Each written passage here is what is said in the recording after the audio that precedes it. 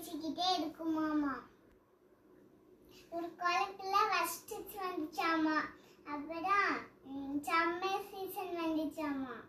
அப்புறம் குளத்துல வத்தி போச்சாமா.